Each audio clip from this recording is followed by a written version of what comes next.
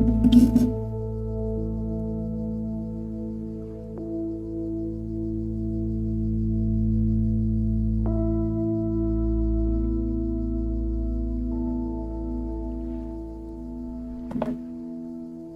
xin chào các bạn. Chào mừng các bạn đã quay trở lại với kênh Vua Trò Chơi và tôi là Deralam. Rồi, đây là cả tối cho hôm nay và tối nay thì tôi sẽ chiến tiếp con game LệCH DLC Season Reading. Bởi vì không có thời điểm nào mà trong năm để mà chơi con game này là phù hợp hơn lúc này. Lúc phù hợp nhất để chơi con game này là ngay bây giờ, ngay và luôn ngay tại thời điểm này. Ok, và game này nó cũng ngắn thôi, cho nên là trong tối nay mình cố gắng mình chơi hết luôn. Mình sẽ cố gắng mình phá đảo, mình chơi hết con game này luôn nha. Rồi, có thôi.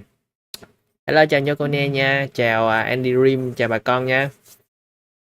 Chào buổi tối. Merry Xmas.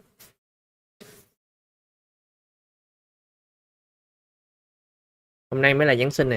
Hôm nay mới gọi là Merry Xmas. Gặp nhau hôm nay người ta mới là Merry Xmas. Ngày hôm qua Merry Xmas là không chưa đúng lắm. Giống như là chúc mừng năm mới, tới mùng 1 Tết muốn chúc mừng năm mới đúng không? Hôm nay cũng vậy. Hôm nay mới là Noel, này mới là Merry Xmas.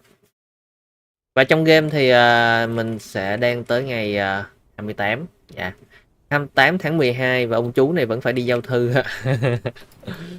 28 tháng 12 ông chú này vẫn phải đi giao thư, nhưng mà được cái là bữa nay trời tuyết nó không có rơi nữa. Thứ bảy vẫn phải đi giao thư.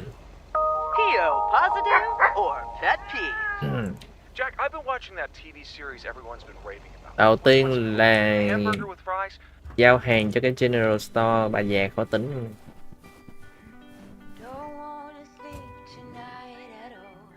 Chỗ này là Main Street.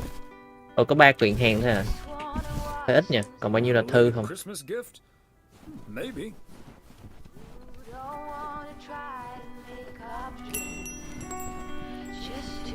Trong đây ngoài bán General Store, bán rau củ quả, đồ ăn, bánh kẹo, rồi còn bán cả bưu thiếp nữa. Hello, chào bạn Thường Nguyễn nha. Nhạc chill quá.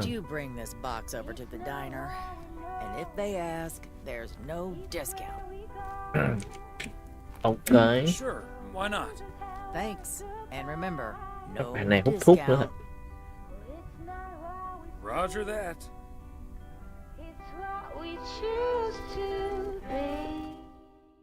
Play music. Hơn tí.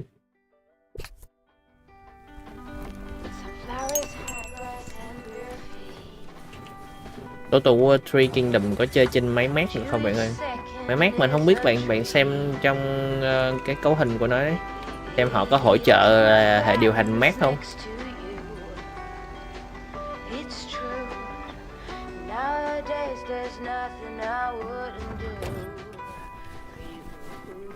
Sao tôi vẫn còn mang cái này? Phải chết mẹ. Mình đã giao cái kia chưa? Tôi phải cất cái này đi hả? Tôi có đặt vô đây đã. Hình như mình phải giao chỗ khác hay sao? Vẫn 3 thùng còn y nguyên. À, tôi nhận hàng từ cái chỗ General Store, tôi mang đi chỗ khác tôi giao. Và bảo với thằng khách đó là không có discount, không có giảm giá.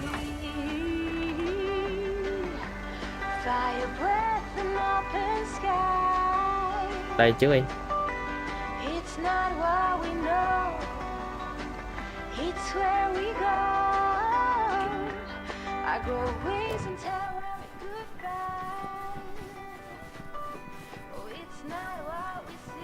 Như ở trên đừng.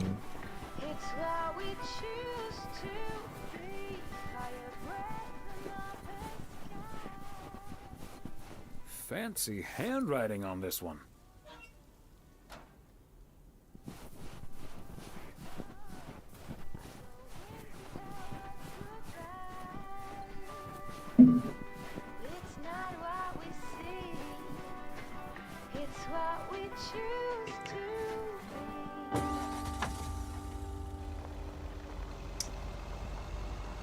Run run run run run.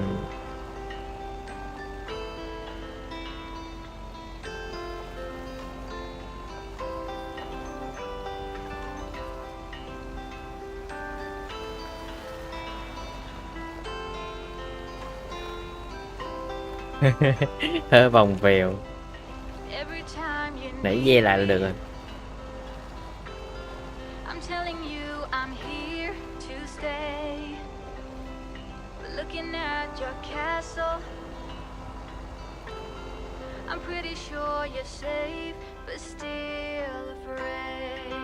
But still afraid.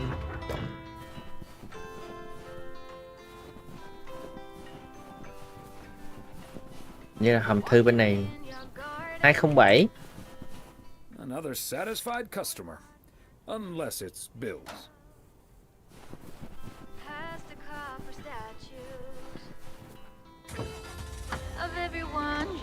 Bình thường tôi thấy mấy ông đi giao thư là mấy ông đi xe đạp cũng đi. Ông này cũng giao mấy kiện hàng nữa thôi thì cùng lắm thêm cái thùng chở hàng nhỏ nhỏ thôi, vứt nguyên cái xe bự.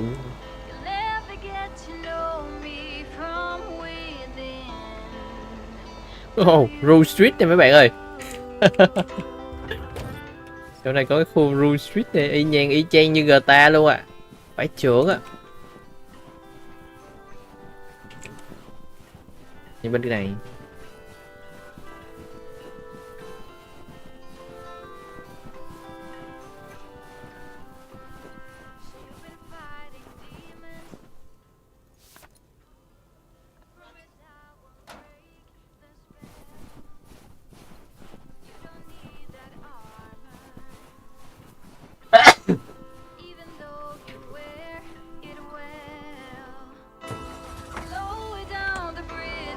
Ok, nhà này có cái bưu kiện luôn.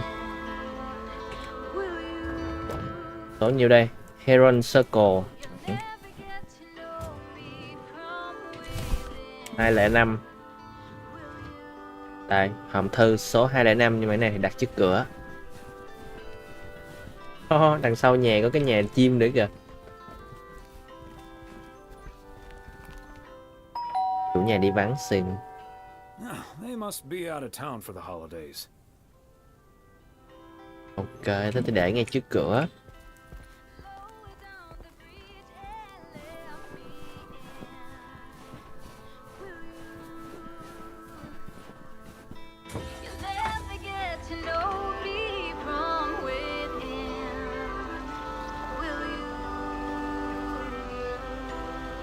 Xong rồi ha. Khu main town là xong rồi.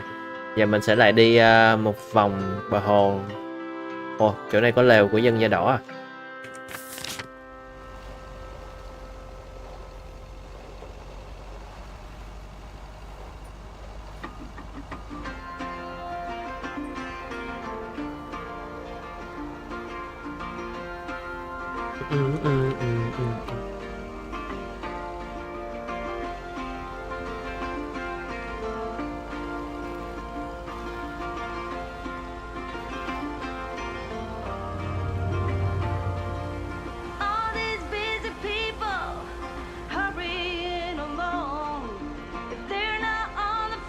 Thư 102.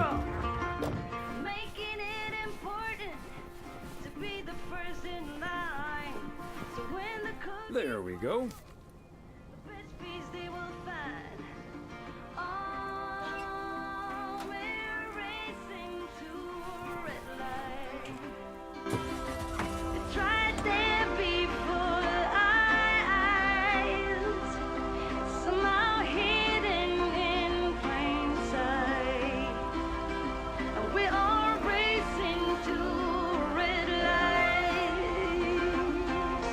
Chỗ này là vừa đổ xăng, vừa sửa xe luôn, vừa gara luôn. Package đúng không? 300 electro.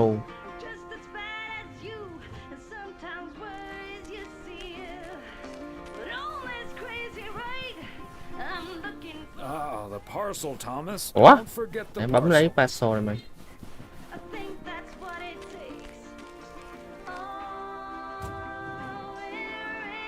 pick up nè.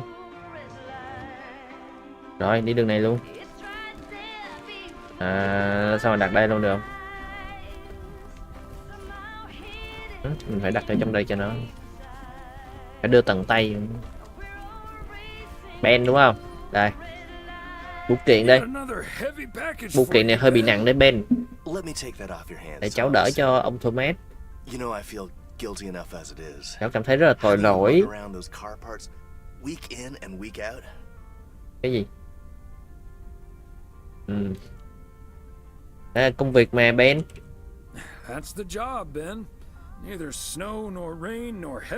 Dù trời mưa, trời tuyết hay là những gói hàng nặng, thì ta cũng phải làm việc thôi. I'm serious though. If you don't mind me saying, you're getting up there.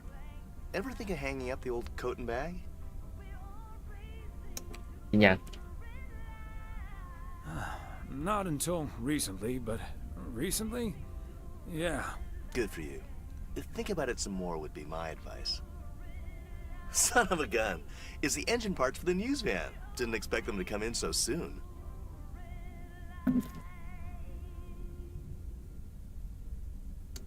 Cái kiện hàng ấy là một cái bộ phận thay thế dành cho xe van.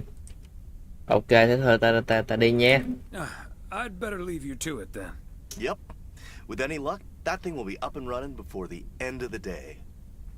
Ok, chúc bạn may mắn. Đang sửa cái xe này nè. Đang sửa cái xe ở trên này nè. Phải cần cái phụ tùng để thay cho cái xe van này nè. Cây NW6 new xe của ba người của đài truyền hình kia.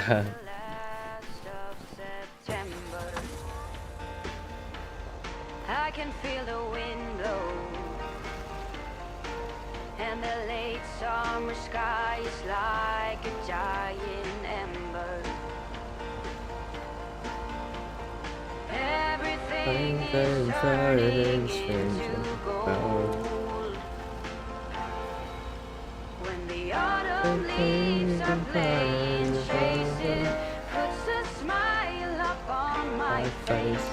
They leave their branches one by one and whirl around there just for fun. Some are faster, some are slow, and some are high and some are low. Dancing through the last days of September.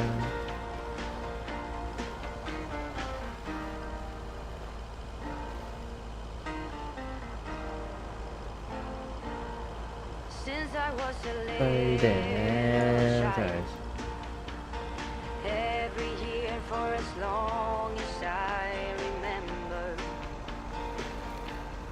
all the leaves were running wild, going all the way until November. Turn the world around us into gold. When the autumn leaves are playing, chase it, puts a smile up on my face. They leave their branches one by one and whirl around there just for fun. Some are faster, some are slow, and some are high and some are low. Dancing through the last days of September. I wonder where they're going. Whoa, whoa. Idle swallow sailing through the sky. There's no way of knowing, but maybe someplace far from you and I. When the autumn leaves are playing, chase it, puts a Quẹo vô nhà hàng ha. they leave their branches one by one and whirl around there just for fun. Nhạc chill quá. Bài này mà bây giờ mình mà không chơi game, mình đang mở bài này mình replay chắc phải chục lần. Oh, silly me. À, đúng. I forgot the package. Quên. Cái dấu chấm than này là gì? Tôi tưởng là không cần phải package. The autumn leaves are playing, chase it, puts a smile up on Chamlet. Okay, let's get this to its destination. Whirl around there just for fun. Some are faster, some are slow, and some are high and some are low. Hi, Thomas. Đấy, xin chào Thomas. Tell me that's a big box full of snacks Cái hộp đó là cái hộp từ cửa hàng tạp hóa tổng hợp phải không? Đúng rồi đấy. Đây là toàn đồ ăn nhẹ đến từ cửa hàng tổng hợp này, nhưng mà không có discount bên trong đâu nha. But without a discount on what's inside. Không có giảm giá. No discount. Không giảm giá à? Nancy Carlisle really trying to charge Nancy Carlisle thực sự đang cố tính giá full giá với tôi. expiration dates? Đồ ăn nhẹ sắp hết hạn sử dụng không? Cái đó thì tôi đâu biết đâu, tôi chỉ giao hộp, giao I'm hàng just cho here mình. to deliver the box, Maureen. Thích thì She'd trả lại. never give me that discount. Cô ấy nên là tốt hơn nên giảm giá cho tôi. Charge full price for snacks she'd otherwise have to throw out in a few Tôi sẽ weeks không có trả giá cho những cái đồ ăn nhẹ mà cô ấy sẽ phải vứt đi trong vòng vài tuần nữa. Ok. Gì ta? Bình tĩnh đi hả? Easy nào hả? Cái nào cũng được, trên đi. Maureen, easy now. She just drives a hard bargain. Pardon my French, Thomas, but she always manages to Nhưng cô ấy luôn drive luôn me tìm up a cách wall. dồn tôi vào Stop chân bothering tường. me now. Thôi tôi không làm I'll phiền think of ông nữa. something, don't you worry. Tôi sẽ nghĩ ra một cái cách nào đó, đừng lo lắng. Phải giao cho bà này đồ ăn sắp hết hạn rồi mà lại tính full giá, không discount. Nên bà này chửi.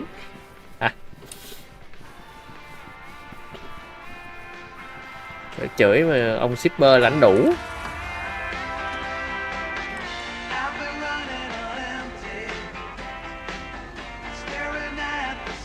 Ồ, hết ngày rồi hả? Về thôi.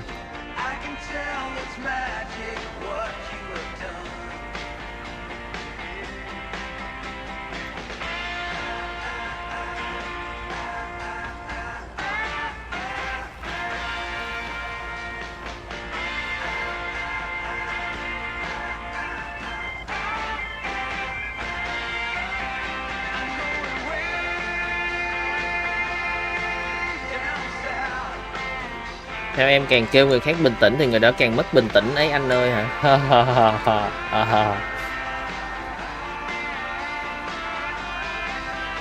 Ok, kết thúc ngày 28.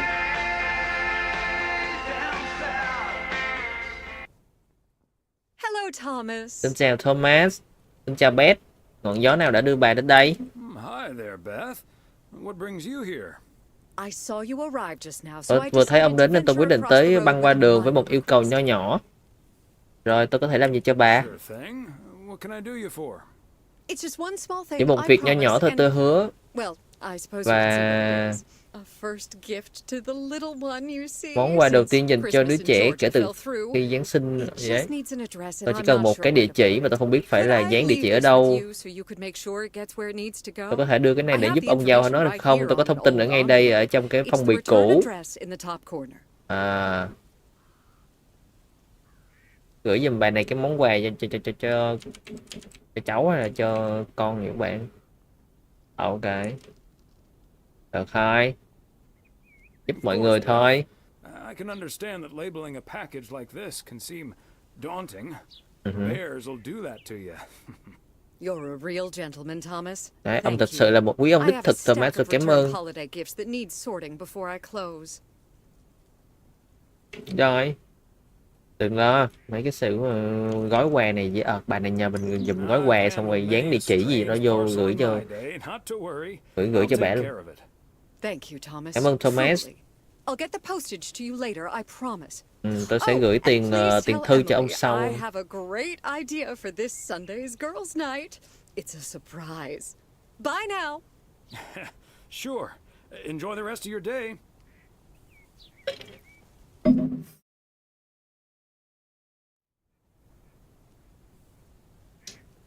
Saturday afternoon. Từ tối nè. Hello? Mới chiều rồi đến về được rồi. Xin chào Meredith, đó là bọn Your tôi dad is đây. standing right next to me. Hiya. Ba mẹ đây con lộn. Hi. Shouldn't you two be at Moe's right now? Ủa hai người chúng phải đang ở chỗ Mô à? Phải. Ba mẹ đang định chuẩn bị lên xe nhưng mà ba mẹ muốn chia sẻ với con một số tin thú vị. Đầu tiên trước là Giáng sinh của con thế nào rồi? Well, I Con đã làm việc trong ngày Giáng sinh test và con đã làm một cái bữa Giáng sinh mà mẹ sẽ không bao giờ tìm thấy ở trong sách nấu ăn. Bọn con đã có một cái buổi tối tuyệt vời. Cảm ơn mẹ. Con có thể nghe được cái tin tốt từ ba mẹ chưa? Ok. Ba và mẹ sẽ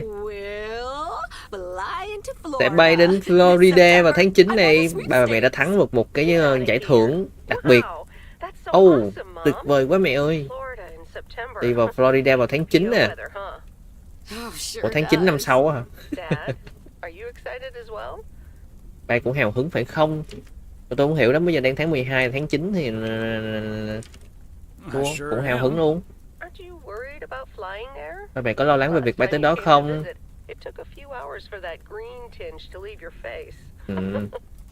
Meredith, don't make it worse than it was. Fine. Maybe he just boozed too much on the plane. Have you checked if the flight includes free cocktails? Ba mẹ có kiểm tra thêm vé máy bay có bao gồm cocktail gì đó chưa? Ok. Ước rằng con ở đây Santa thì có thể là sẽ cho con một cái gì đó, một ly rượu hay gì vậy? If you were here for Christmas, you might have gotten one from Santa. Oh well, I may not have been there, but at least my boss called to interrupt your dinner. Sorry about that, by the way. Rest assured he was appropriately ashamed. We all make mistakes, Meredith. Chúng ta đều phạm những sai lầm mà Meredith. Một số người chúng ta phạm sai lầm nhiều hơn những người khác. Hey, you two shouldn't keep Maureen waiting. Ba mẹ không nên để Meredith đợi nữa. Ba sẽ đi làm nóng xe, đúng không anh yêu? Đúng rồi. Bye em. Bảo trọng. That's my cue. Bye em. Take care. Bye. Have fun tonight. Hai ông bà nghe chung ổng nghe.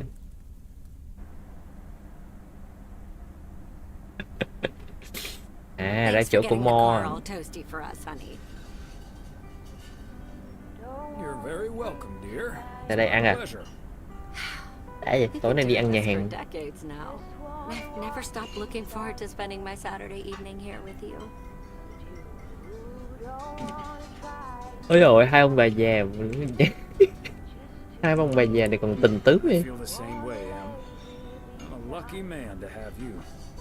Good evening, you two beautiful people. Xin chào hai người đẹp, sẵn sàng để order chưa? Tối nay có món bánh xèo và sườn T-bone. Pancake cho bà này và sườn T-bone cho ông này. Ông này bà này là gọi bánh xèo tiếp. Là cho sườn đó, sườn nướng đi, sườn nướng T-bone. Có rắc muối không? Big Thomas would very much like that, Maureen. Thanks. You got it. Be right back, folks. Ashley, it's pancake time. And get the steaks out. This will never get old. Đưa bò bít tết ra luôn nha. This Florida trip landing in our lab got me thinking a little bit. If we're getting close to being able to do whatever we feel like doing, does that mean we should stay in PO forever? Chúng ta có ở BO gì nữa, mãi mãi không? Yeah. Anh không thể tưởng tượng được là sống ở chỗ khác như thế nào nữa. Sống ở đây thôi, yên bình. Thị trấn nho nhỏ, yên bình.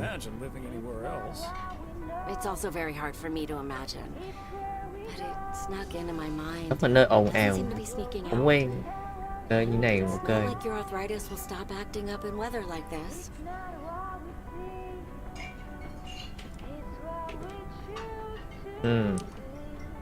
Anh đang trông đợi vào cái chuyến đi đến Florida.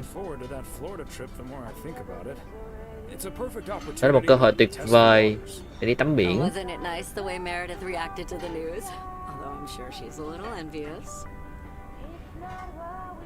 Con bé nó hơi lo lắng về khi nó nghe cái tin của mình sẽ đi Florida. Có lẽ là vậy.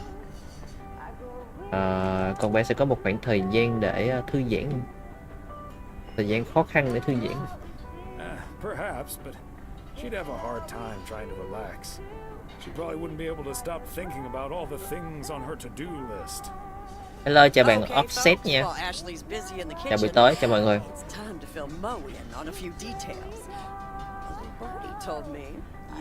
Sao có đồ ăn chưa dọn lên nữa? Maureen, I was planning on telling you and the girls all about it tomorrow evening. But I'm sure you've also heard it's Florida. Nhưng mà tôi nghĩ là chắc là bà nghe rồi đó. Đó là Florida vào tháng 9. Imagine that. Oh, I'm so Tôi thật vui cho hai người, cho hai bạn. Cảm ơn Maureen. Bạn đã bao giờ đi Florida chưa? Have you ever been to Florida? Are you offering your ticket to me? Cho vé thì đi à, Thomas. That's so nice of you. Thôi, Nice hai bạn thật try, tử tế. Maureen. Nice try. But the only one sitting Nice next try. to me on that plane is my man. Are you totally sure about that, though? I heard that a certain Walter Morgan will probably not be very lenient with holiday requests from the postal office employees.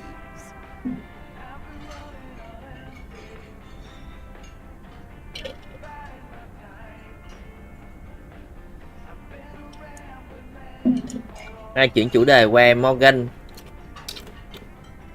Ông ấy cái gì? Sủa luôn luôn còn tệ hơn cắn. Morgan. His bark is always worse than his bite. If Walter Morgan gets in the way of that, I'll get in his way. I don't think I'm supposed to actually run away, but I say. Oh, that means dinner's almost ready. Điều đó có nghĩa là bữa tối gần như sẵn sàng. Tôi sẽ quay lại là nha các bạn. It's like this. They bother me sometimes. Maureen's a sweetheart, but it's almost impossible to have a private life here. That sure is true. You take the good with the bad, and the bad with the good. I kind of like knowing everyone. I guess you're right about that. Maybe it's the stress of those 60-hour work weeks talking. Oh, Maureen's heading this way again. Let's just enjoy our lovely dinner together, shall we? We shall. Đói bụng lắm rồi. Trong tiếng Việt mình có nói là có thể ăn con bò. Hiện đây là có thể ăn một con ngựa luôn. Full con, ăn hết cả con ngựa luôn. I could eat a horse. Look alive, folks. 2 plates of the good stuff.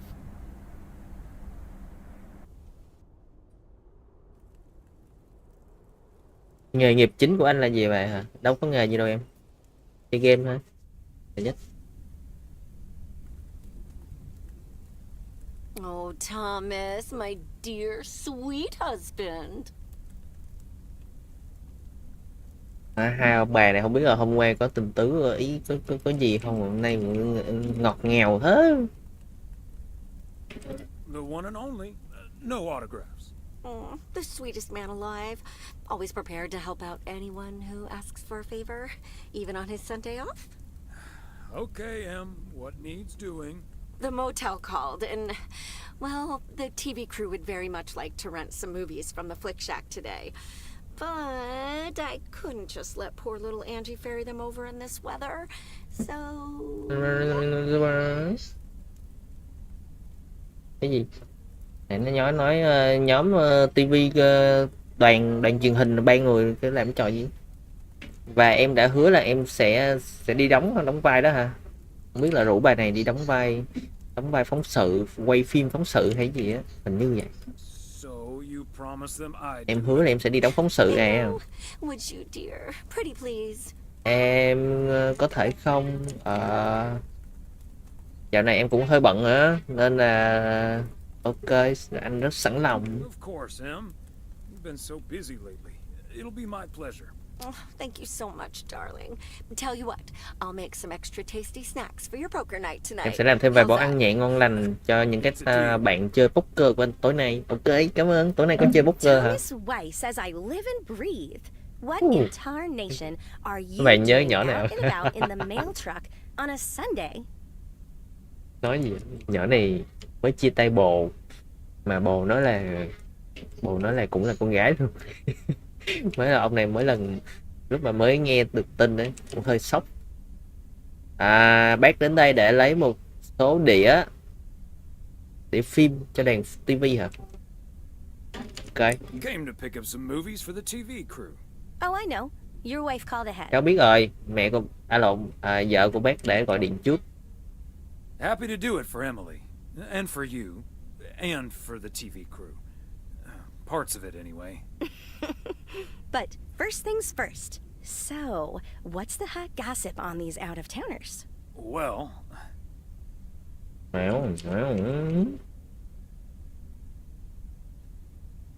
Đang nói ba cái đoàn làm phim, có ba người tên là Sereno này mấy bạn nhớ không?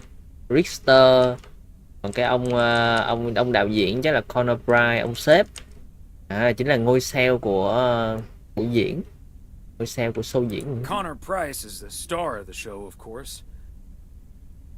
Phải gì nữa? Ban đầu thì bác không thích ông đó lắm, nhưng mà anh ấy đỡ ngốc nghếch hơn vẻ ngoài của mình nữa. Didn't like him at first, but he's less of a jerk than he seemed. Well, there's a ringing endorsement. Connor Price, KNW6, not as big of a jerk as you might think. What about the rest? Còn những người khác thì sao? Có Gabriel Serrano, anh ấy là một người phụ trách về mảng âm thanh, âm thanh với lại sửa ống nước, nói chung là sửa đủ thứ sửa, sửa ô tô không được thôi. Đó là một anh chàng tử tế, có tràn đầy sinh lực và sức sống, thậm chí còn chịu sửa ống nước dành cho nhà hàng.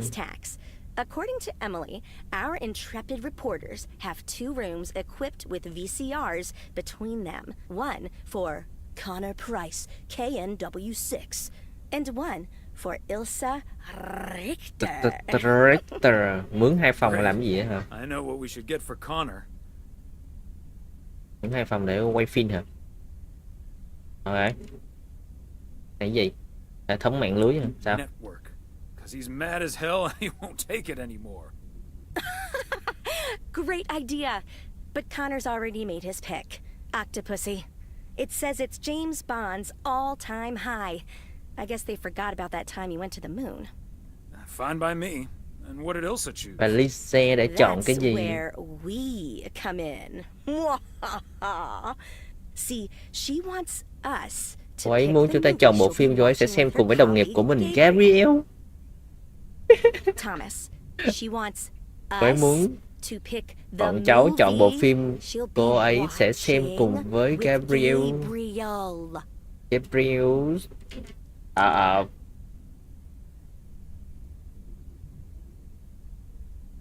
Chà.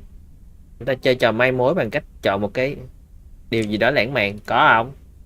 Có chọn một cái phim lãng mạn cho người ta không? Hay là chọn phim gì? We can play matchmaker by picking something romantic. Got it. Exactly. Guide Cupid's arrows. Và chúng ta sẽ bắn mũi tên của thần After Cupid. all, 'tis the season. Cái gì? The season.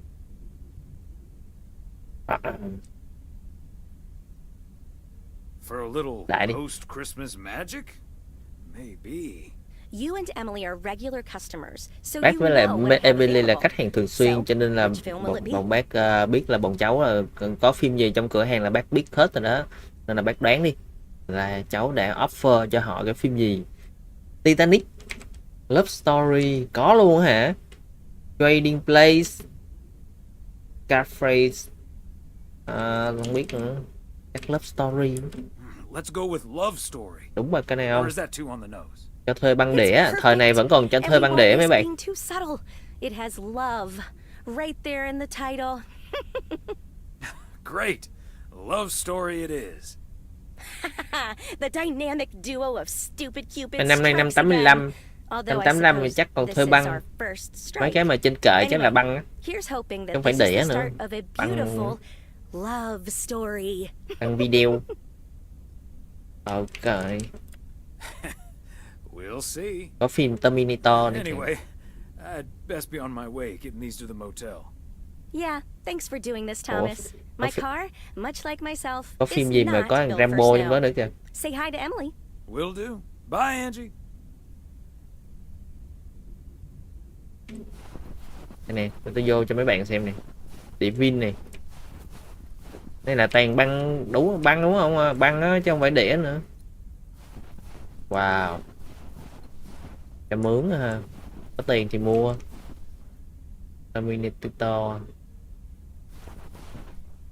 LGM. Christmas Glory. Hẳn là có The Godfather. The Godfather ở đây cũng có nữa.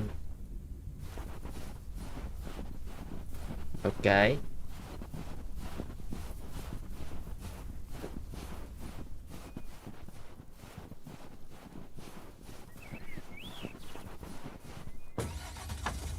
Ủa, bây giờ đâu phải là ngày mới đâu đúng không? Mình phải đi đâu ấy? Bây giờ là đang là buổi trưa. Tôi phải đi đâu?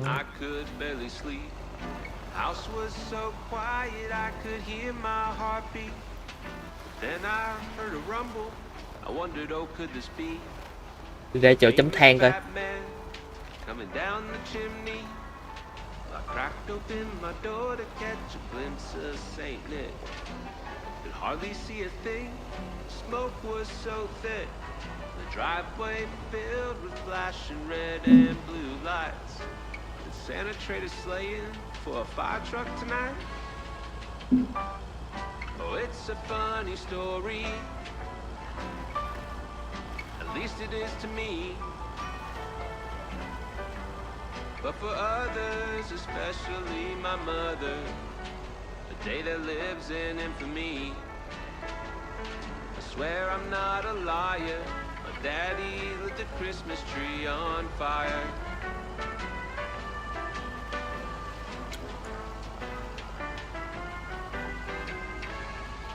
I wouldn't say that my dad drank much more than most. This time of year, he tend to double his dose. I'm not saying it's wrong, and I'm not saying it's right. But the Yule log ain't the only thing was burning that night. Oh, it's a funny story. At least it is to me. But for others, especially my mother, day that lives in infamy. Hóa ra là ở cái thị trấn này là có cái đập thủy điện. Nội bán điện thôi là đủ tiền cho thị trấn này sống. Cái thị trấn này có gì đâu. Có cái đập thủy điện, xong rồi có du lịch câu cá băng rồi, có cái cắm trại rồi, thu hút khách du lịch. Cái chỗ này hẻo lánh rồi sống kiểu gì. Oregon. À, cái chỗ đây đón bà vợ. Hey, thanh niên. Special delivery. Giao hàng tới đây. À, phim. 3 phim hả? Tôi cần số phòng của Brian và Richter. I need the room numbers for Price. Corner Price. Just drop them off at number 6. Cứ để ở trước cửa phòng số 6 á. Richter sẽ lo vụ đó. Ok. Right. I will. Good day. Đấy, cứ đấy. Thanh niên chắc đang chơi Pokemon, chơi cái gì quá. 585, 85 có game gì chưa bà con? Có game đế chế chưa? 85 có đế chế đánh chưa? Đế chế 1 có chưa ta? Thua quá rồi, số 6 nè. À. Ok. Để phim thôi mà, chắc để trong bao của ổng, trong túi ổng. Deliver segment producer. Các cái này or problem solver. Không. Dạ đi. Rồi bạn đích danh nghề nghiệp của nó. Ủa sao ông này lại đang? Ông Rice. Tôi tưởng đây là phòng của ESC chứ. Không phải phòng đó, phòng số 9. Nhưng mà không cần phải suy nghĩ nhiều. Ôi, phim James Bond của tôi đây đúng không? Đây. Don't forget to be kind. Nhớ là xem xong nhớ tua lại ngược lại cho khách sau xem nữa nhé. Xem sao mà nhớ tua lại từ đầu ấy để cho khách sau người ta coi nữa. Người ta không phải tua lại. He just oozes that classy British wit. Thank you so much.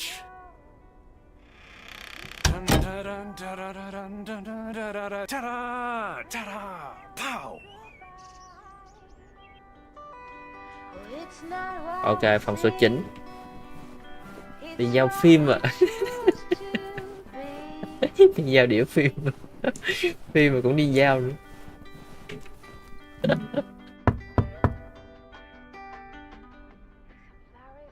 Giao phim cho Richter.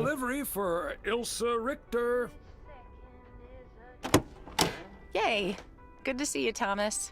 So, Em này yêu Gabriel. Mướn phim Love Actually về coi với haven't seen this one. với chàng trai Gabriel. Phim này hay ấy. Nói về phim về tình yêu, cuộc sống và khá là chill. No, actually it's about... I'm joking. I'm sure it's a story about love of some kind. Love story. Let me guess. This was Angie's pick. Đây là sự lựa chọn của NG đúng không? Đúng rồi, chính xác. 100%. 100%. Rồi, bọn tôi là trung lập về những cái vấn đề này, mình không có can dự vô, không có ý kiến ý còi á. Oh, speaking of, on your way out, could you give a quick knock on Gabe's door, just so he'll know it's movie time? It's room number 2. Đang gọi thằng Gabriel ở phòng số 2, bảo nó là tới giờ xem phim rồi. Qua phòng là hai đứa tí tởn rồi xem phim. Xem phim rồi có làm gì nữa không thì không biết. Rủ qua phòng xem phim.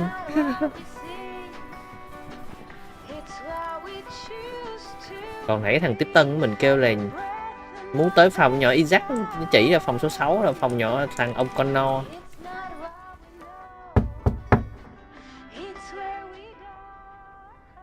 Movie time.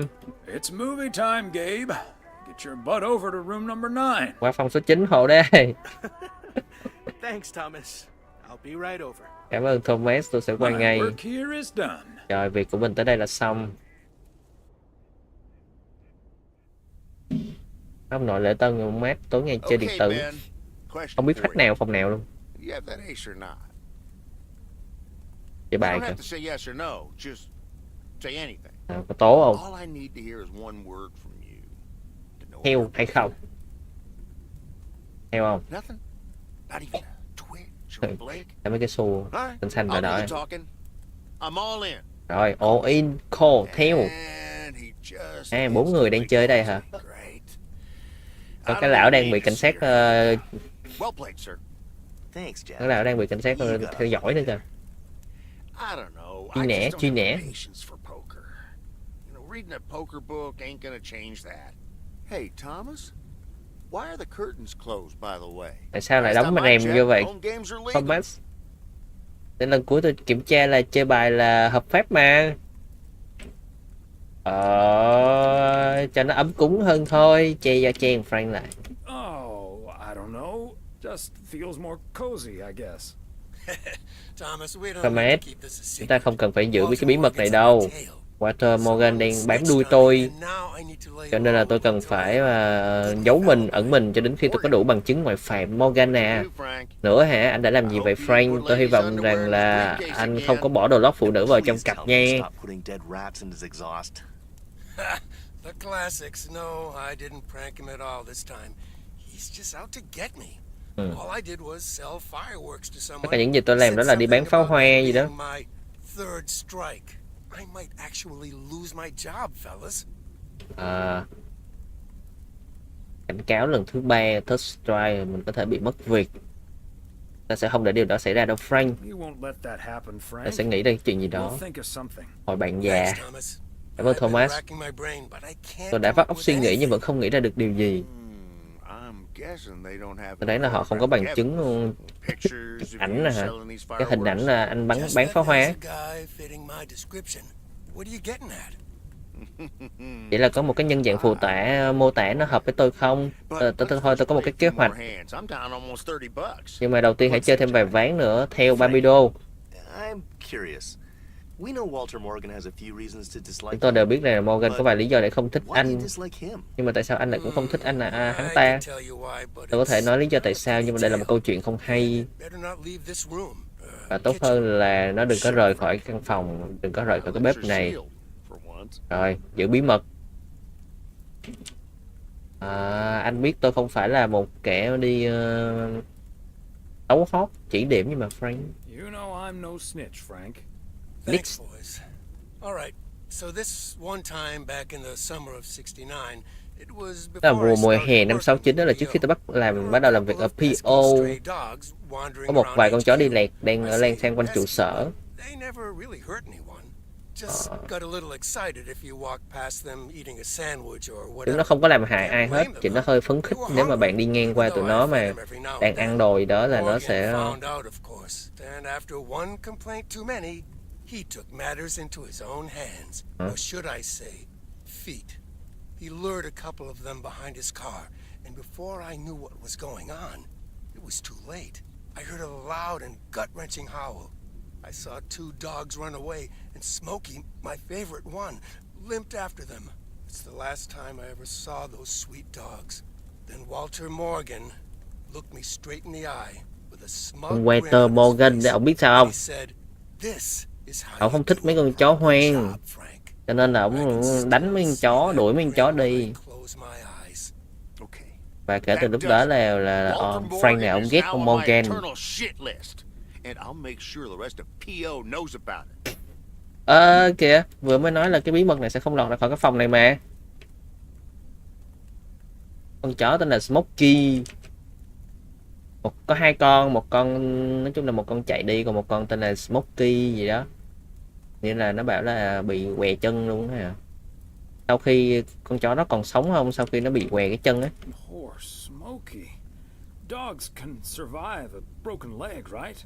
What a despicable human being. I can't believe he did that. Là một tên đáng kinh tởm. Tôi thực sự không có lý do chính đáng nào để không thích Walter Morgan.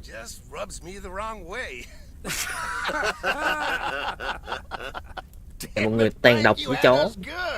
Okay, folks. Ante up. Here we go again.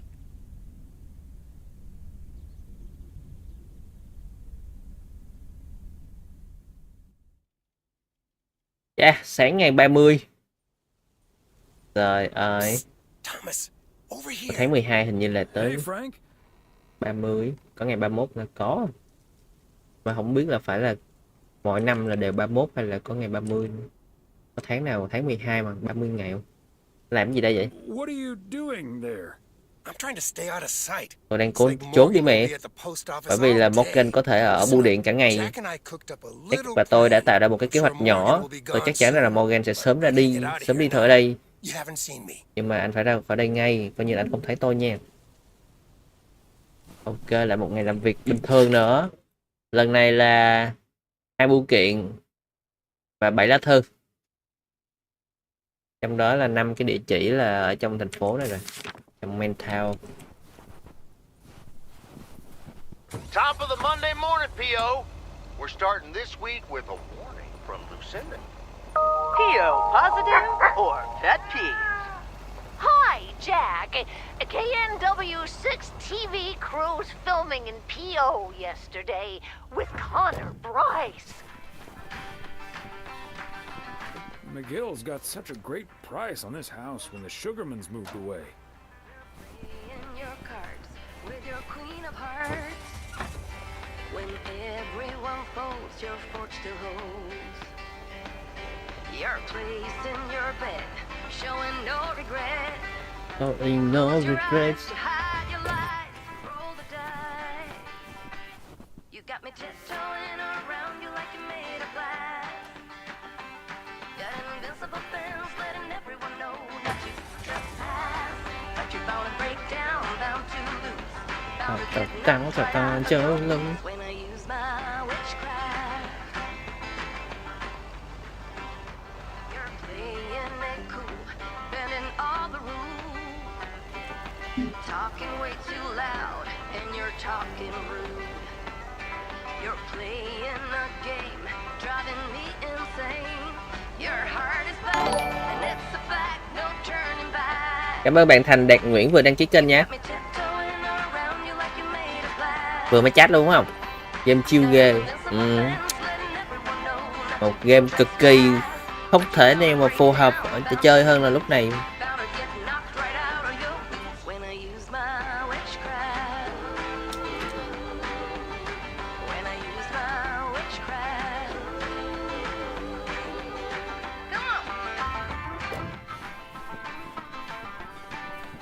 Út kiện Third Street 108 Third Street.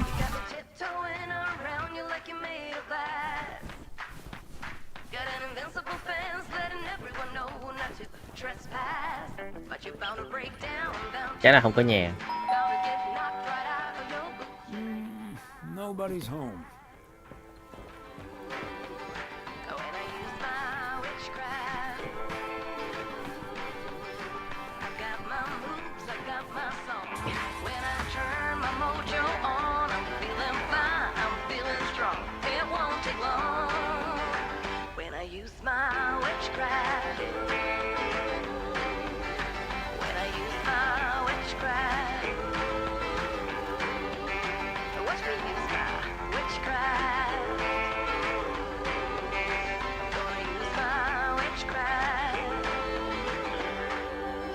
Ở đây không? Hòm thư 405. Fancy handwriting on this one.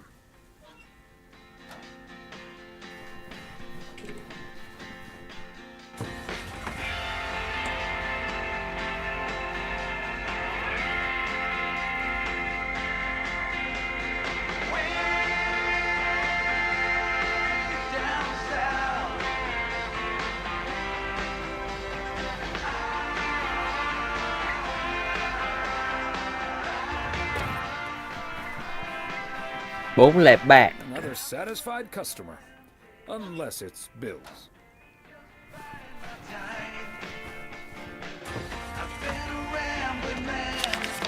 Ok, men theo xong. Giờ lại lái một vòng. Không, thật ra là chỉ cần lái tới đây, giao hai cái thư này xong đi ngược lại thôi.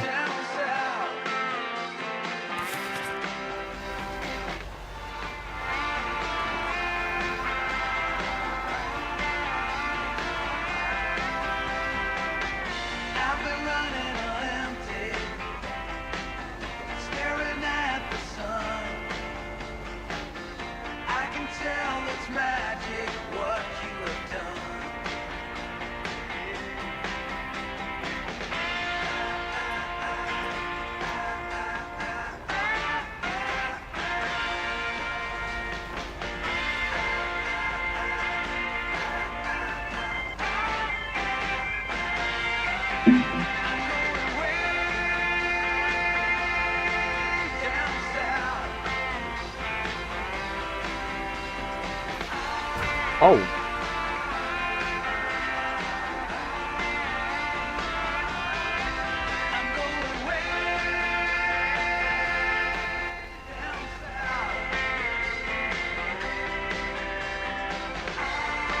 Đây hả ta? 200.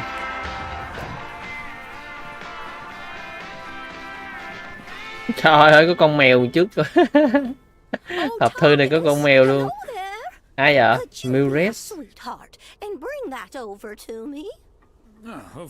Ông có thể tưởng tế mà mang bức thư đó tới cho tôi luôn được không?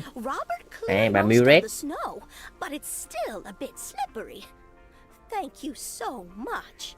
Bà mình tới ăn tiệc Giáng sinh đấy.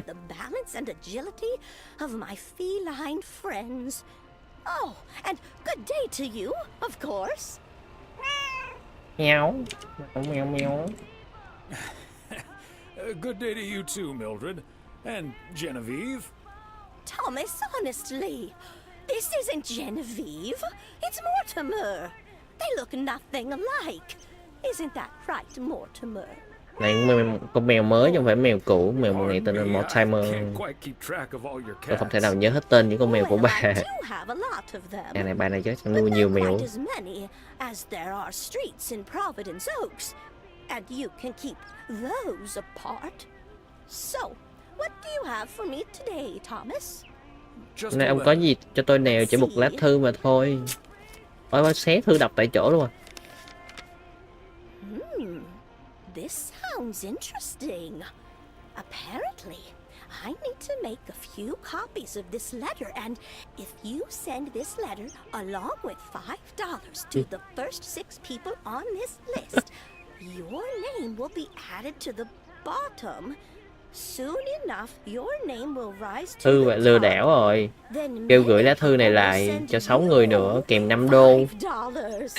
You will earn lots of money with one small investment. Oh, what a great idea! What do you think, Mortimer? Mày nghĩ gì thế nào hả, Mortimer? Bình tĩnh lại đi, để lá thư này là scam đó. Mildred, that's a classic chain letter scam. Don't fall for it. Để đừng bị đánh lừa. Không có ai làm giàu vì mấy cái lá thư này đâu. Ngoại trừ bưu điện thôi. Anh có chắc không Thomas? Kiếm tiền có vẻ dễ vậy. Tin tôi đi, Mildred à. Là cam đó.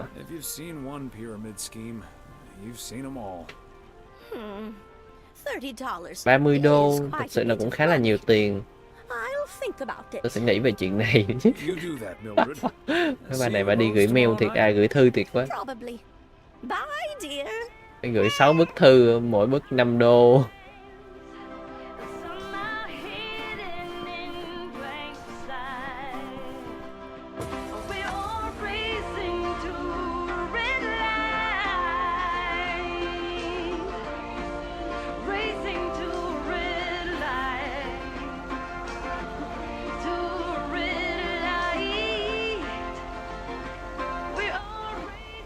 Không, thư 105.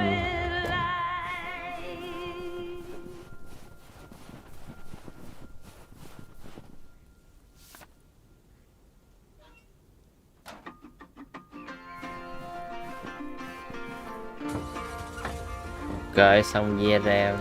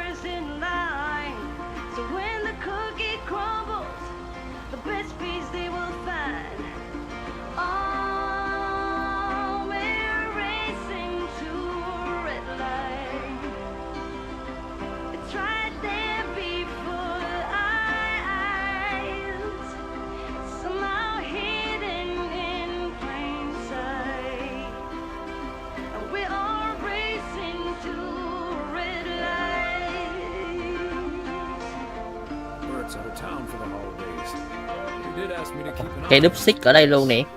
Xe này chạy được rồi nè. Xe này sửa xong rồi. Tại truyền hình KNW6. Đóng cửa rồi mà. Này cho thuê xuồng luôn á. Ôi đang quay phim kìa. Bum âm thanh kìa. Wow. Tại truyền hình KNW6 là Connor Bryce.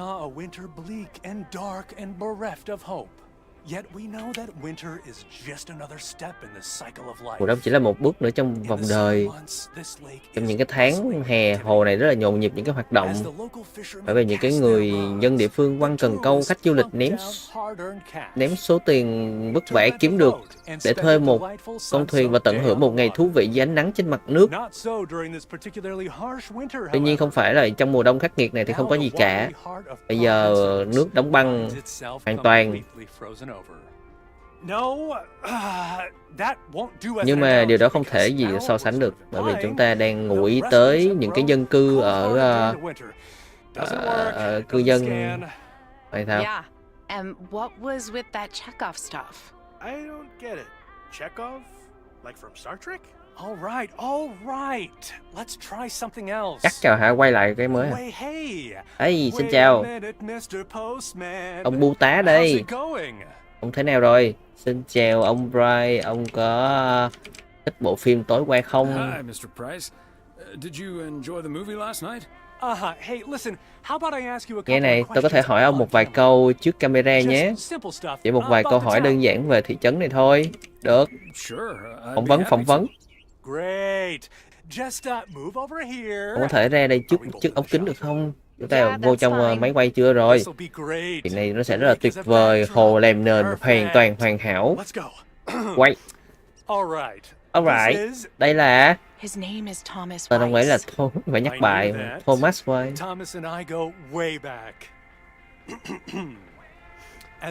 Đây là người bưu tá ở địa phương.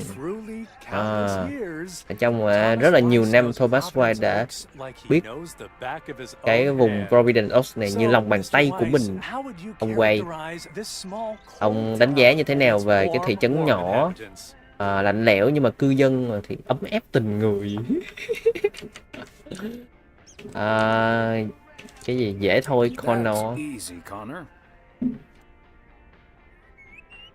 Dù bạn có ở trong thành phố, lộn, có trong thị trấn nhỏ này không, cái làng nhỏ này không, thì mọi việc nó rất là rõ ràng, nó như thế này.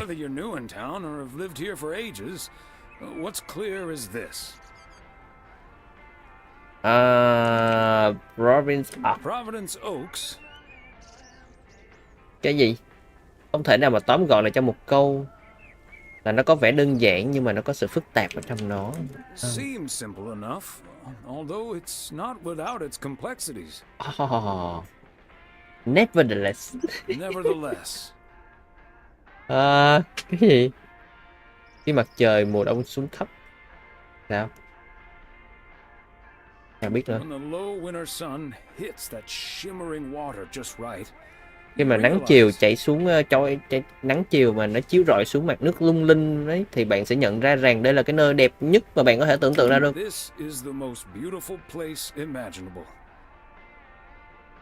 Dù cho bạn là ai, bạn ở đâu, là bạn là ai.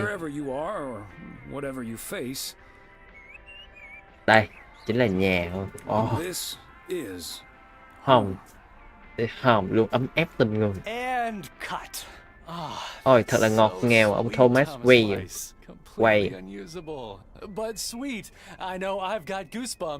Cái gì unusable? That went well, kind of. Now let's scout out the establishing shots at the far end of the pier. Let's go, Connor. Aye, aye, Captain. Gabe, you can take 5. My advice would be to take those 5 in the van to reduce the risk of any further ass freezing off incidents. Noted. Chẳng nghĩ ngày nào 5 phút ở trong xe.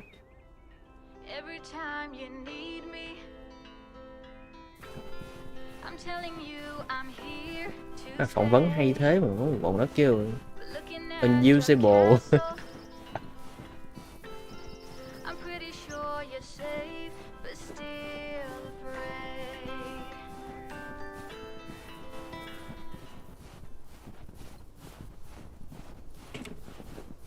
Ok, deliver mail 400.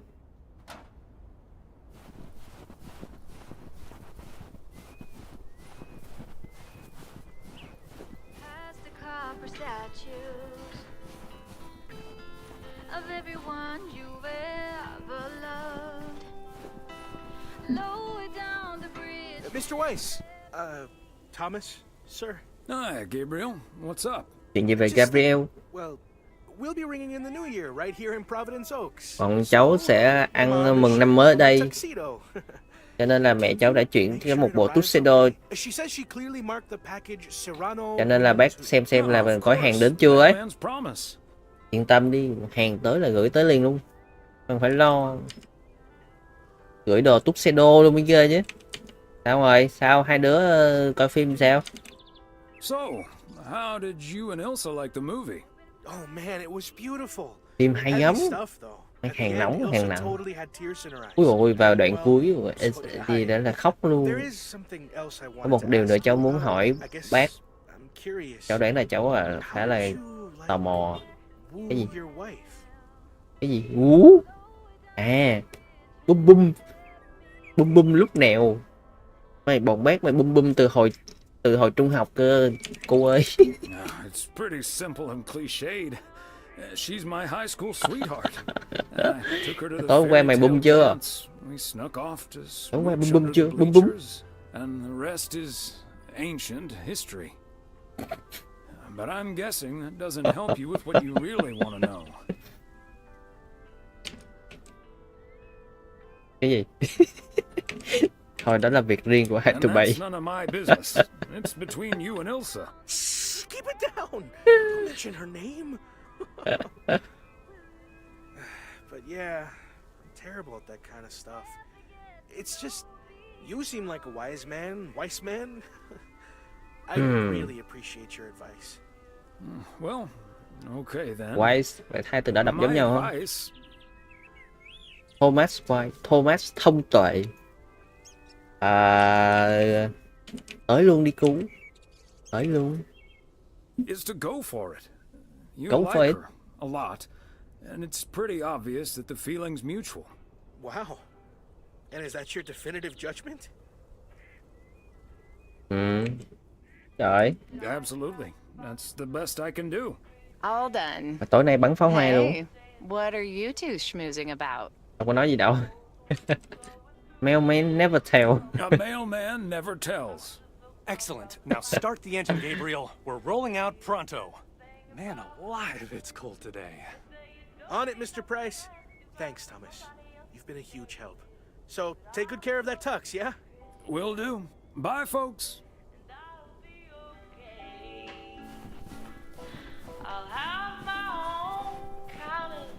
Ok, và còn một kiện hàng nữa trong ngày hôm nay.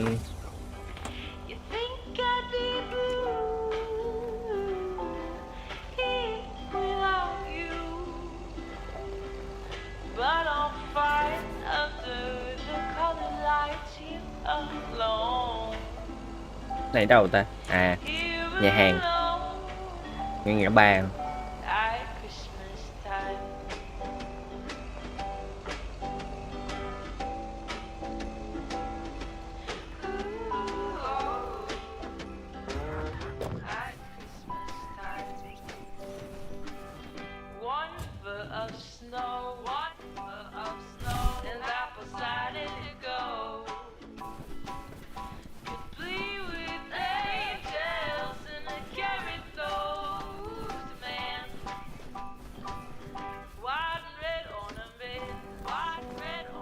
Hi there, ladies.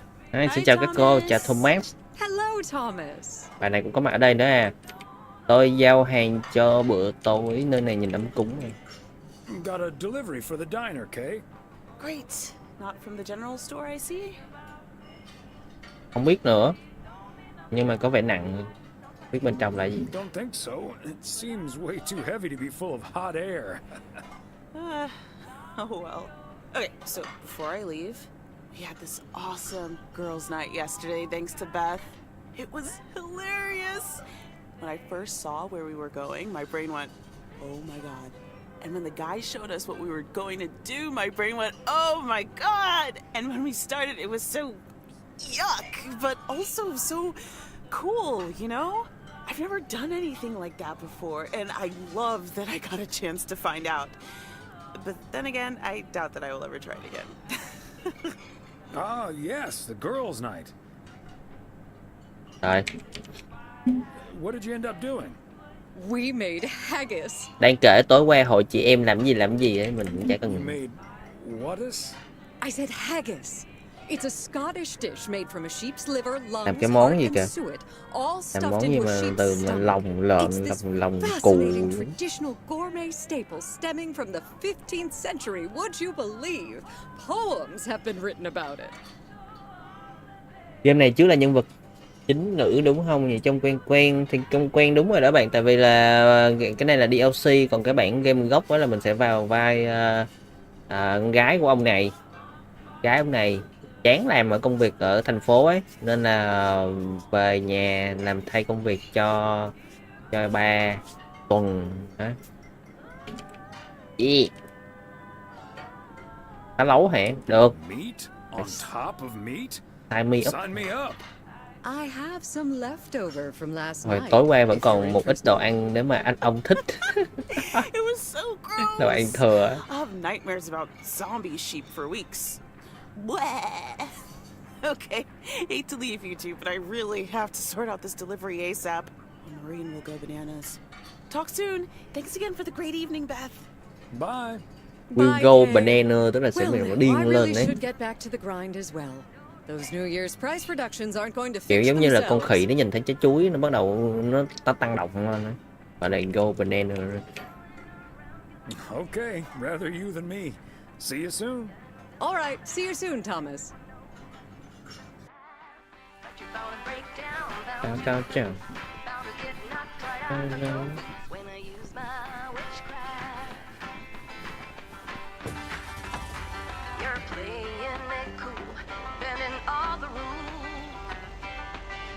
talking way too loud, and you're talking rude. You're playing a game, driving me insane. Your heart is back, and it's a fact, no turning back. You got me tiptoeing around you like you made of glass. Got an invincible fence, letting everyone know not to trespass. But you're bound to break down, bound to lose, bound to get knocked right out of your boots when I use my witchcraft. When I use my witchcraft. Come on. Rồi, lại kết thúc một ngày làm việc.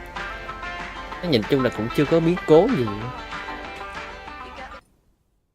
Hey Thomas, have you seen Jack? Anh có thấy Jack đâu không? Jack nào? Nope, Morgan I sao rồi? haven't, Frank. How did it go with Morgan? Didn't happen yet, but I need Jack to pull it off. I'm a sitting duck right now. Tôi đang mắc Toast kẹt ở if đây. Morgan suddenly shows up. Tôi sẽ bị nướng lên mất nếu mà đột nhiên Morgan xuất hiện và tôi cần phải có Jack để mà thoát khỏi cái thế kẹt này. Có thể giúp gì cho ông? Cho bạn. Maybe I can help out. Good afternoon. Ui, rồi xong luôn, bị bắt cô. Xin lỗi vì đã ngán nhìn với. Present at the job position you're currently holding. I think it's time you and I had a little chat inside. Chúng ta có thể nói chuyện với nhau bên trong không? Hơi bị bắt ở đây rồi.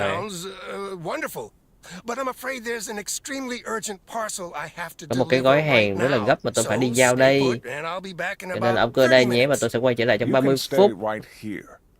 Anh có thể ở đây, Frank. Tôi rất là đảm bảo là Always sẽ đi giao hàng cho anh, phải không anh Thomas? Đúng rồi. Ok. Câu nào đây? Chúng ta hãy đi đến cửa hàng của Mo và nói chuyện với những người đàn ông.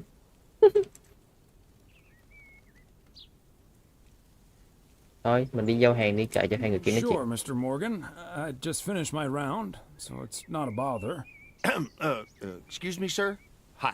Hello. I heard you were looking for a guy in a light blue shirt with a mustache to purchase illegal fireworks in the parking lot of the post office. Well, What? you found him. Illegal fireworks. Có nhân chứng kìa.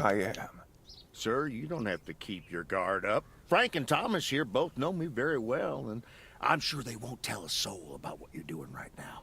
So, what will it be? I've got rockets, Roman candles. Ông kia thế tội, ông kia thay tội cho Frank. Jack nè, Jack nè. Nên là nó bảo là có Jack mới cứu được. Thấy chưa? Đừng để ông Morgan vào thế khó xử. Kia mới là cái người bán pháo hoa lậu chứ không phải là Frank đâu.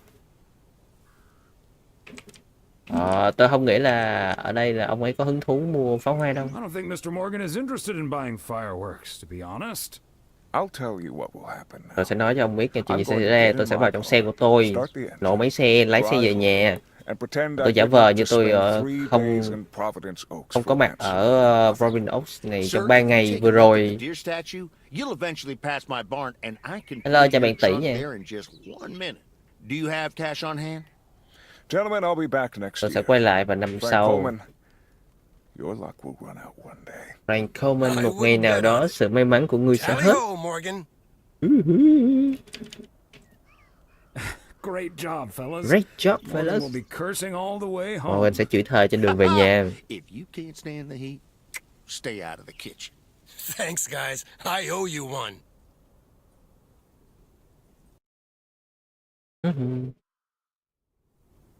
Ông già toàn nói thành ngữ luôn. Nó không thể chịu nổi nhiệt thì đừng có vô trong bếp. Hello. Evening, Thomas. It's Maureen. Chào mừng Thomas, Maureen đây. Maureen. Nếu mà bạn đang tìm Emily thì cô ấy đang ở trong cái nhà nghỉ. Tôi đang tìm anh đấy Thomas. Tôi không biết gì về với lại phải làm gì với lại tình trạng của Nancy nữa.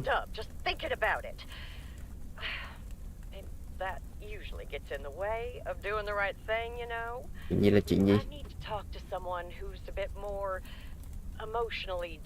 Tôi cần một người mà biết chia sẻ cảm xúc hả?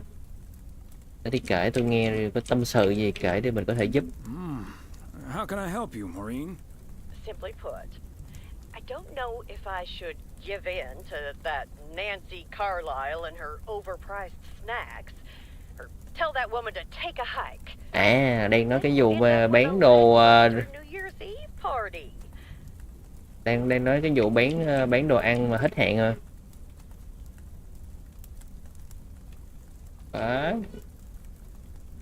A party is about having a good time with people you like. Who cares if the snacks aren't great? That's what I'd like to Đã think sợ đồ ăn as không well. ngon hả? But I just don't like to Tôi không muốn làm thất vọng những người khác. Mọi người sẽ hiểu và thông cảm mà. It may not be the perfect party, but people will understand that you had to draw a line in the sand. I think you're onto something there, Thomas. I'm not yet totally sure what I'm gonna do, but at least my mind's at ease now. Thanks for lending me your ear and advice. You're a Cảm ơn vì đã nghe và cho lời khuyên. You're welcome, Maureen. Take it easy.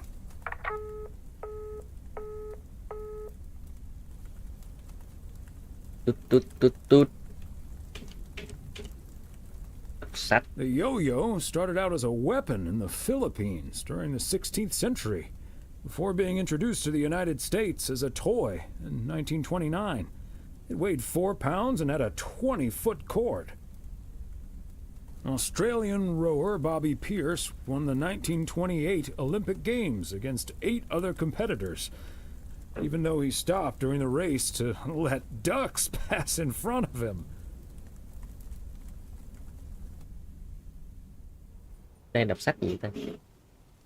31 tháng 12, nay giao thừa hả? À, quay. Máy lắm mail thế. Tổng cộng là 6 mail. Đây là 3 cái kiện hàng. Rồi là 9. Nhìn vậy chứ cũng không nhiều nhưng mà nhiều item đó. I'm starting today with the weather forecast. It will be bright and beautiful. Nay trời không có tuyết rơi. It's one from yours truly, who'd like to end 1985 on a positive note. PO positive or pet peeve? Kết thúc năm 1985.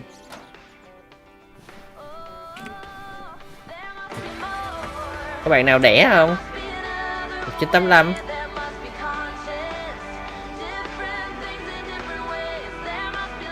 Bạn nào 1985 đâu giơ tay.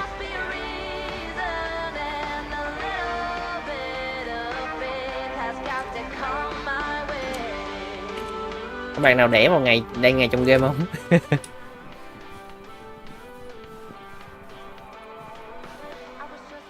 106.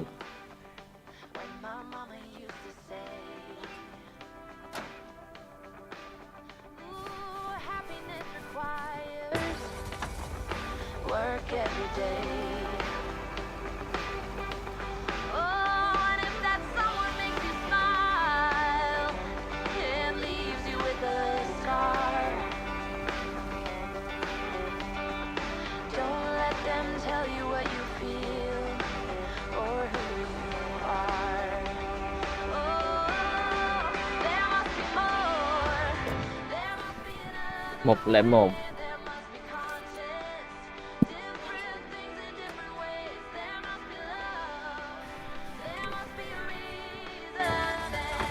Ok, dê xe lại ở bên kia đường luôn. Ủa, đúng rồi, quẹo vô.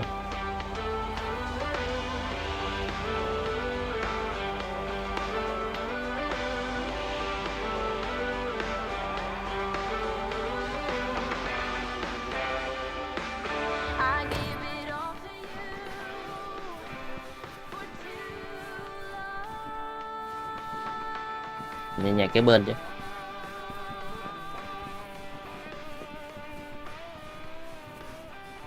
There we go.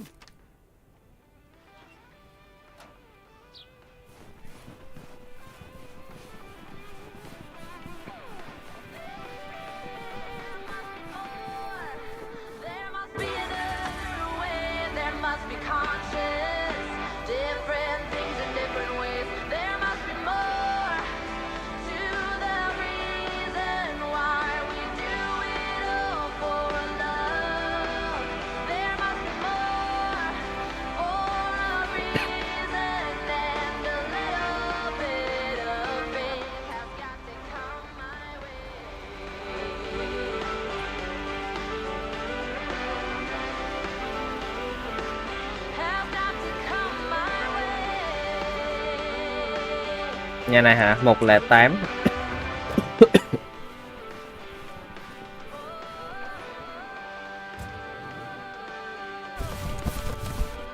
Part and parcel.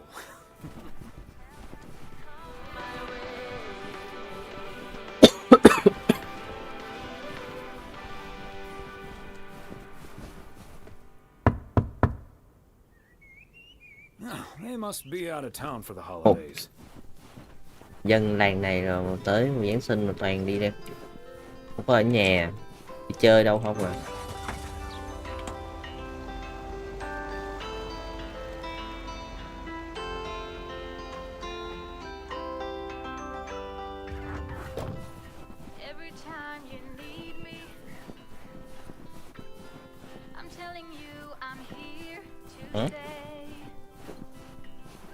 Cái là 207. Fancy handwriting on this one.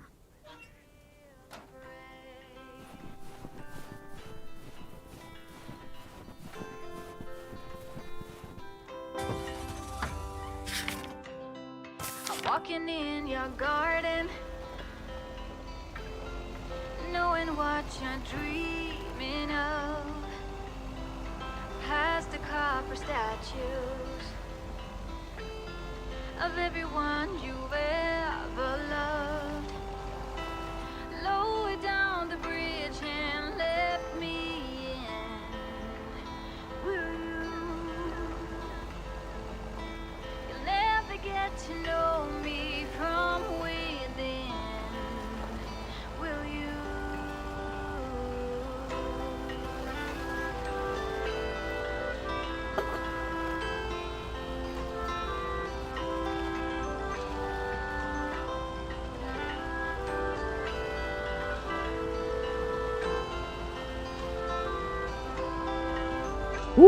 Chỗ này cẩn thận.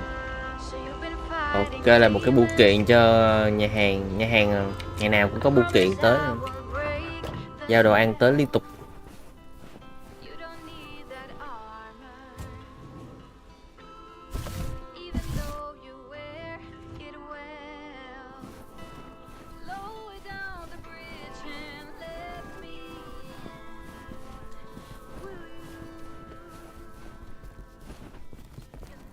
Đây, đồ ăn đây. Good to see you.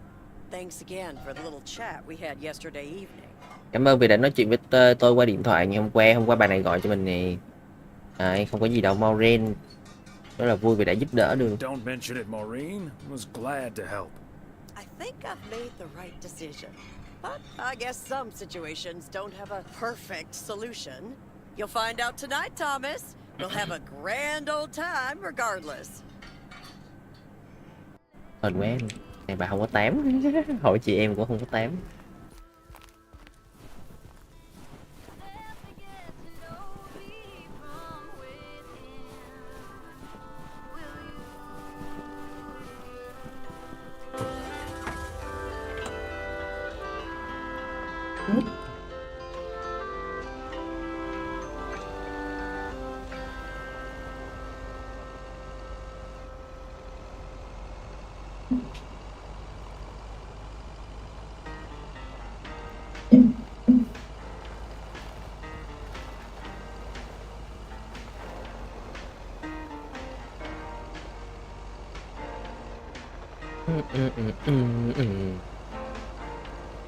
Open up the window.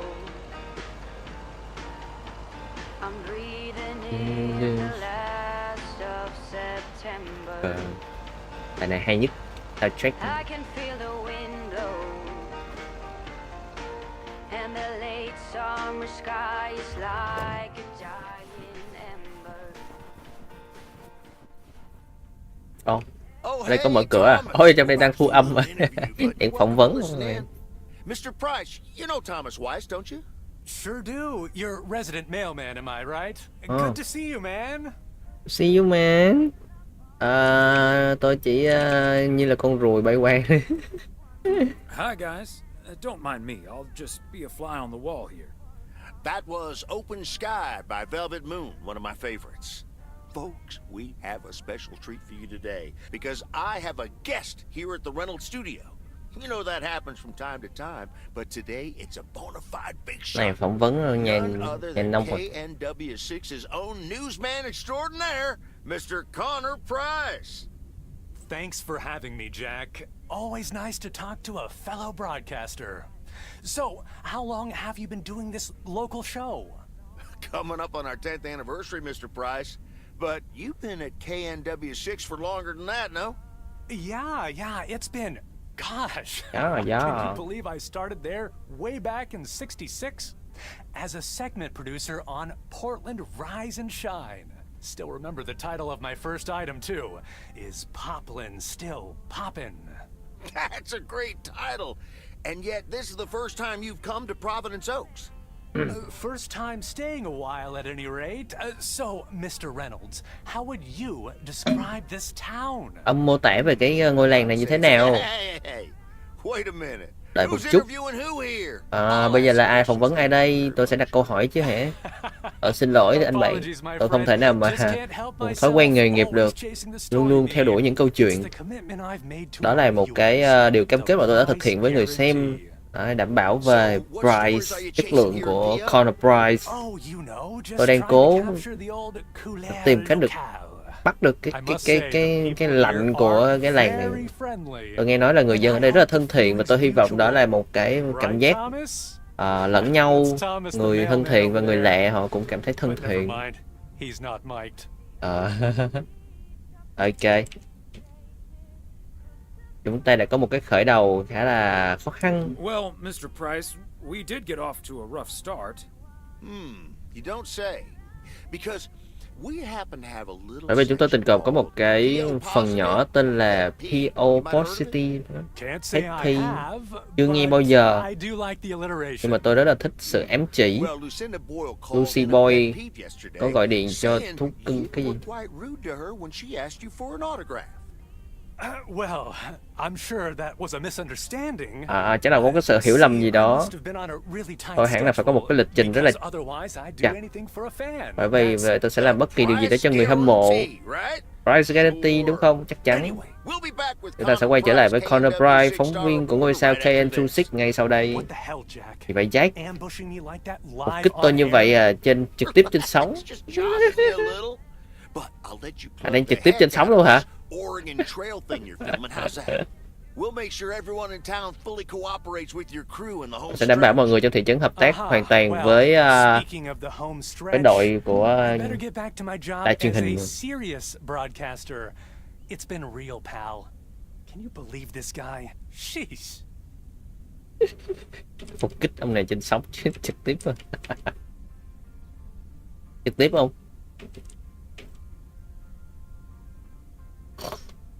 Don't take it personally, Mr. Price.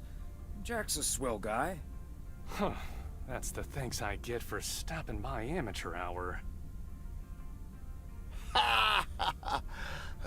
Sorry you had to witness that, Thomas. Made for good radio, though, while it lasted anyway. I'll see you at most tonight, yeah? You don't want to miss what Frank's been cooking up. Okay. Can't wait. See you there.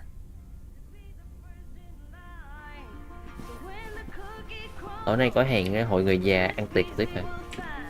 Ăn tiệc cuối năm, bắn pháo hoa. Nãy đây có cái bài kia hay, đổi qua vô trong ngồi nói chuyện chứ đổi bài khác rồi.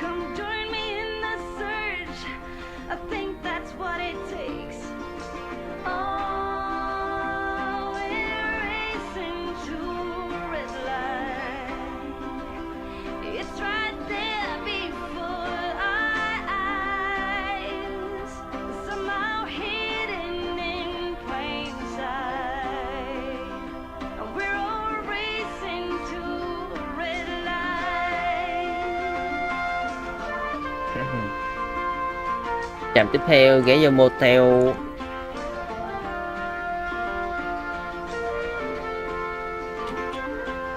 Bạn làm phim cũng đang có mặt ở đây.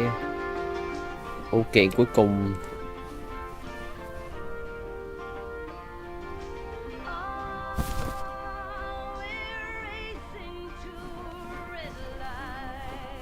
Đưa cho thanh niên đang ngồi cắm mặt vô máy.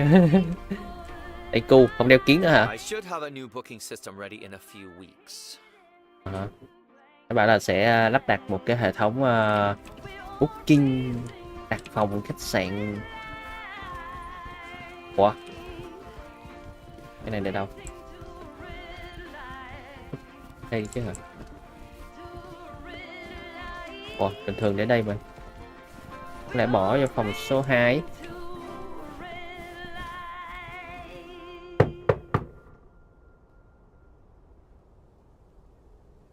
À, bộ tuxedo của thằng Gabriel.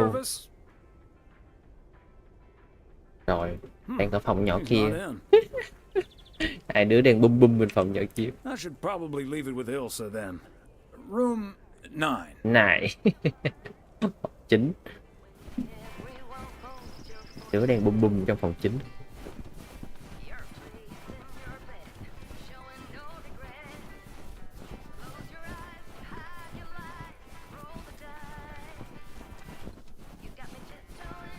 Đấy, 10 phòng cả thể ha.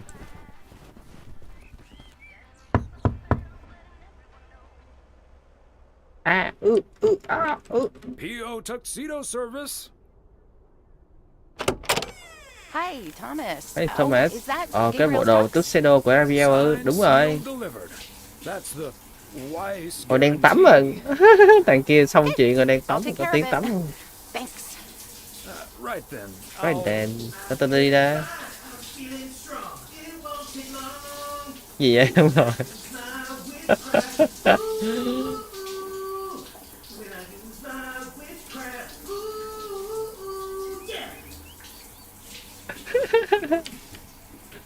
Ok, năm nay có người hạnh phúc rồi, ấm rồi. Great. So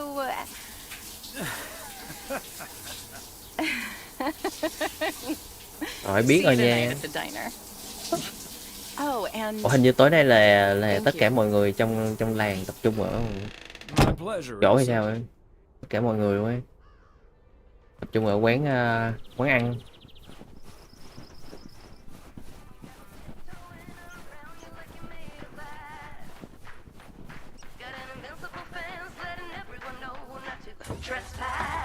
But you bound to break down, bound to lose, bound to get knocked right out of your boots when I use my witchcraft.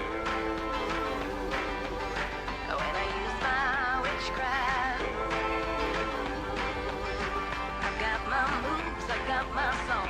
When I turn my mojo on, I'm feeling fine, I'm feeling strong. It won't take long when I use my witchcraft.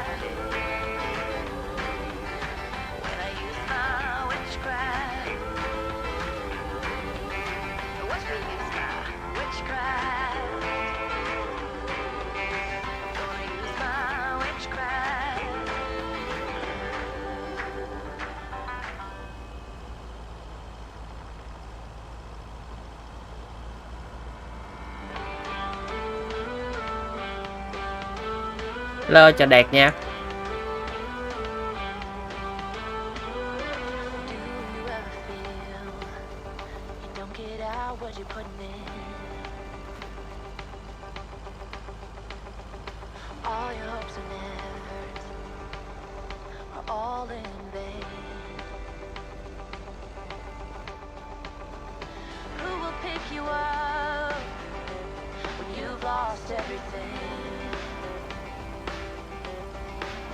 Does it all become for granted with a wedding ring? Oh, there must be more. There must be another way. There must be conscience. Different things in different ways. There must be love. There must be a reason, and a little bit of faith has got to come my way.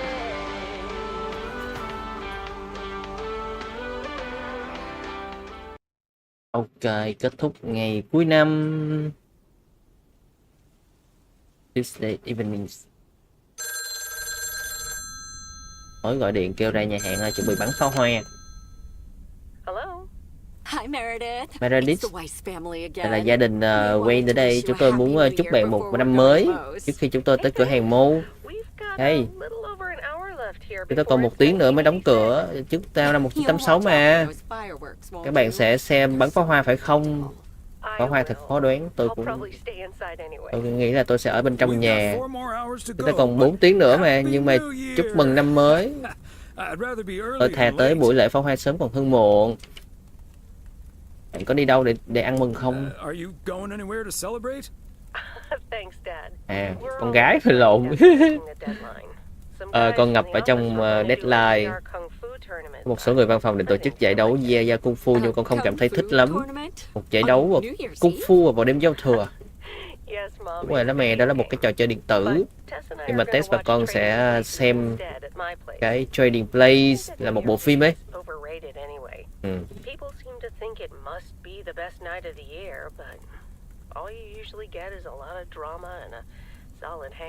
Con cảm giác như là rất là nhiều những kịch tính và những cái sự mà khó chịu, nôn nao trước năm mới. Và đừng làm điều đó mà phá hỏng buổi tối của ba mẹ nha. Ok. I totally understand you, Meredith. My best New Year's Eve was actually one I spent all by myself. I don't know why, but that night I've never felt more at peace. Đêm giao thừa mà tốt nhất với ba là đêm giao thừa một mình. Maybe that's because you usually forget half of what happened. Sorry, Meredith. Your father's memory needs a little grease between the hinges. Like starting the car in time before going to Moe's? Bingo. Okay, guys, I won't hold you up. Have a great evening. Con sẽ không giữ ba mẹ lại nữa. Chúc một buổi tối tuyệt vời và năm mới vui vẻ.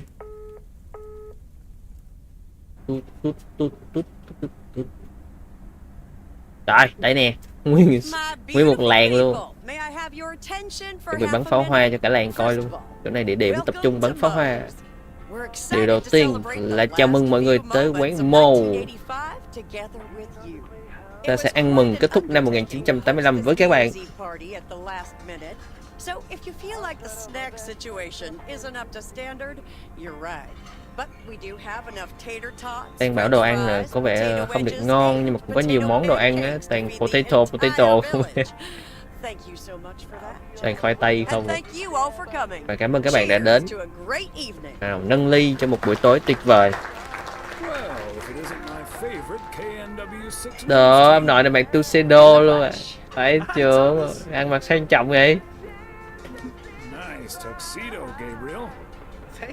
Diễn vậy? He toweled off first. Don't worry. There we go. Champagne for my real friends and real pain for my sham friends. Hi Connor. Hi Connor. So is the segment on Providence. Connor mặc đồ giống như học sinh trung học. Người dán số 6 người nữa. Hay NW6 dán số 6 người. Easy on the alcohol there, Connor. We still need you on camera. Can't have you slurring your words. Rồi, uống ít thôi còn quay phim nữa đấy. Whatever do you mean, Ilsa? Quit fooling, you guys. It's getting close to midnight. Let's set up and get ready. Showtime. Okay, getting into character. See you on the flip side, mailman. Hi, honey. There goes that Connor. Oh, sorry các bạn. Would you believe the motel had to custom order a blow dryer just for him? He tipped generously, though. Oh, is that Beth sitting over there? Let's join her. Good evening, my dearest of friends. Almost time for Auld Lang Syne, eh? Did you know that Auld Lang Syne was written down by Robert Burns in the 18th century, and that he based it on an old Scottish folk song? Đang nói chuyện nhạc nhẽo, sáng tác nhạc. But I have to say, I do like this version. And it's often sung after a special dinner where haggis is served. Would you believe? Haggis? Honestly, Beth, I don't know how we'll get by without these fascinating facts when you're gone. Well, I will still be selling sets of encyclopedias at the store for a few more months if you need them. I'll cut you a nice deal. Only if you'll help load them into my truck. Oh, my friends. Should old acquaintance be forgot and never brought to mind? Well, whatever the future brings, this old acquaintance here will be hard-pressed to ever forget you two. I hope that's a good thing. I'm sure we're memorable in a good way. So are you, dear Bethy. And like you said at Christmas dinner, even if the reasons for change are sometimes out of our hands, let's focus on the new beginnings that come along with them. And what better time for new beginnings than New Year's Eve? Attention, folks. It's showtime. Rồi, đã đến lúc bắn pháo hoa. Mọi người sẽ được chứng kiến một cái màn pháo hoa tuyệt vời nhất. Mọi người nên đứng 10 phút nữa đang ngoài sân nha. From a little spark may burst a flame, as Dante once put it. But I need to visit the ladies' room first, or I'll turn into a pumpkin. See you outside. Isn't she marvelous? I'm so happy for her. But I am going to miss Bethy. So will I. Cái bà Beth đó là bà sẽ sang năm là bà sẽ rời khỏi cái làng này. Seeing a parcel addressed to the bookstore always brightened my mood. It makes me feel a bit melancholic. Even more than I usually am on New Year's Eve. This odd feeling of looking back and forward at the same time. And now I'm doing that over a much longer period than just the coming and going of the year. I know what you mean. And there's nothing wrong with that. I like to take my time and reminisce about all the things that happened. Oh, yes, we should appreciate what we have a bit more. And don't just let life pass us by without noticing. So let's enjoy the here and now. Our wise and beautiful daughter just taught us not to demand that this should be the best evening of the year. But we're allowed to try it, right? So this is where my speech ends, my dear husband. And now I need a glass of champagne. I'll drink to that, and to you, and all the good things the new year will bring us. Maureen! I need champagne, for me and my beautiful wife. Cho một ly champagne. Just grab your glasses and join me in the bottle outside. It's less than a minute now. Rồi còn 1 phút nữa là bắn pháo hoa rồi, mọi người cầm champagne ra ngoài luôn coi luôn. 20 seconds on go, Mr. Price. Thôi, bắn pháo hoa trực tiếp luôn kìa. Red. Quay phim luôn. Go. Và năm 1985 sắp đến hồi kết thúc. Là chỉ còn vài giây nữa là ta sẽ que năm mới. Chúng ta sẽ kết thúc năm 1985 với một cú nổ trong 10 giây.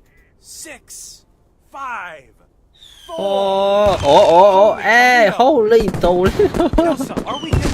Ôi cái gì vậy? Tên ấp á. Ai đó kiểm tra Frank đi. Ủa vụ gì rồi? Phải trưởng á. Mà không kịp thấy pháo hoa gì đó rồi. Chỉ nghe nổ đùng đùng đùng đùng đùng đùng đùng thôi. Mà chưa tới đôi đếm số nữa, sáng ngày 1 luôn rồi. Chắc có tai nạn rồi. Frank phụ trách pháo hoa vô bệnh viện hỏng. That sure sounds like a delicious eggnog recipe. Hurry up, dear. It's coming up next. Yes, don't get too excited now. It's just a preview, remember? And now, a man with a very special New Year's resolution. Tưởng mọi người đi bệnh viện để thăm Frank chứ. Absolutely, Bob. It's none other than our roving reporter, Connor Price. Connor, my dear, where in blazes are you? Well, Sybil, I'm in beautiful lên truyền hình kìa. wishing you and Bob and our viewers a joyful Chúc mọi quý khán giả một năm 1986 tuyệt resolution, vời. Bob? Why, it's my very special price guarantee to all of you that I will be sharing gripping tales and intimate portraits from all over Oregon. Tôi sẽ kể các bạn nghe về những cái câu chuyện ở làng Oregon này. một cái làng nhỏ ở nước Mỹ. Sẽ lên sóng vào lúc 8 giờ tối nay. Where I was fortunate enough to spend the waning days of 1985. Here, let's take a look at an exclusive sneak peek. Providence Oaks, an idyllic town by a lake just south of Melville. It's where this reporter counted down to 1986. And although unfortunately the fireworks started a little early, phải chưa? Ăn mừng năm mới. Chú. Đùng. No camera footage available. Courtesy of postal worker Frank Coleman. Frank Coleman. Trời ơi, không có quay cái khúc mà bắn pháo hoa cho ta. No siree. But I'm all right, folks. Really, everyone can stop calling me at home. I'm a-okay. Đừng gọi tôi nữa, tôi ổn mà. Nói chung là không có bị gì nghiêm trọng hết. Sao? Or PO, as it's called by those who know and love it. It's a town where even when things don't go as planned, folks will be all right and a-okay. It's just, you know, we help each other out. All right and a-okay. We can't fix. Dù cho mọi chuyện có không ổn. A town where first impressions can be deceiving. This town may look sleepy from the outside, but trust me, there's always so much stuff to do and take care of. Ugh. A town where generations have grown up. It's a great place to raise kids, and also a great place to have been raised as a kid. Myself, I mean. Back when I was a kid, being raised here. Bà này phỏng vấn mắc cười. Is that okay? Đấy, tôi nói vậy được không? A town where patience is still a virtue. To be honest, I'm not nhỏ này. This is where I'll find what I'm looking for. But I do know I can keep looking here for as long as I want, and that feels great. A town full of unique individuals that deep down have more in common than you'd think. The average Providence Okian probably Local, doesn't exist. logger. We do tend to keep to ourselves. Tiểu phu. Until someone needs us. Mỗi người đều có một câu chuyện nhỏ nhỏ trong cái trò chơi này. A town you can't help but love. You know, I just think it's the best place in the whole wide world. Sue me. And where everyone has a story to tell. To me, it's all about Này nông trại. Yes. Sao cắt ông kia luôn rồi. To say it best. Cái này mình phỏng vấn rồi. This is home. Được con câu à, nói quá trời luôn. Cho lên hình được con câu à, phải chưa? Providence Oaks, like so many other places in our great state of Oregon, is a small town with a big heart. Price Guarantee Production. This is Connor Price. KNW6 PO.